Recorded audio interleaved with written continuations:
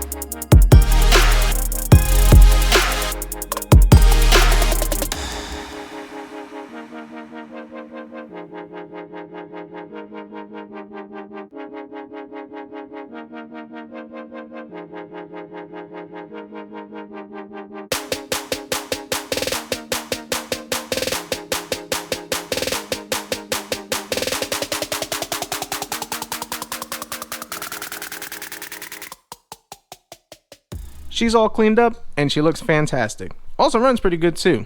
You know, and these old computers, I gotta say, every time you get them, they're just always dusty and pretty nasty. Luckily for me, this one had no creepy crawlies or anything like that, but it was pretty dusty on it. And that's typical. These home office PCs, people usually take them, they put them under their desk, just leave them on the floor, carpet. I mean, I've seen computers in places and it's like, why? And then you open it up and it looks like it's been dancing around in the laundry room.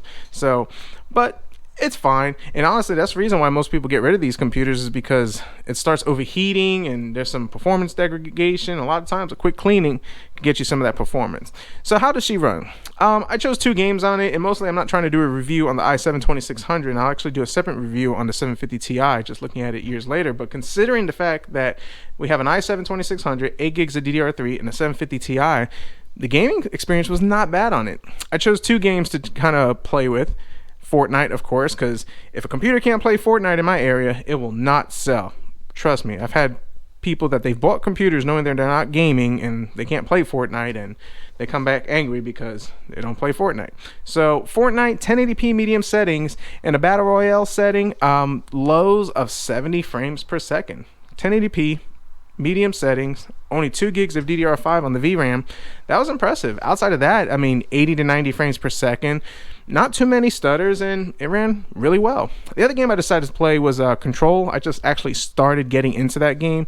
Pretty fun game to play. And that one, 1080p low settings, 30 frames per second. And I'm sure there are more games that this thing can play, and I think the biggest limitation would be the 2 gigs of VRAM.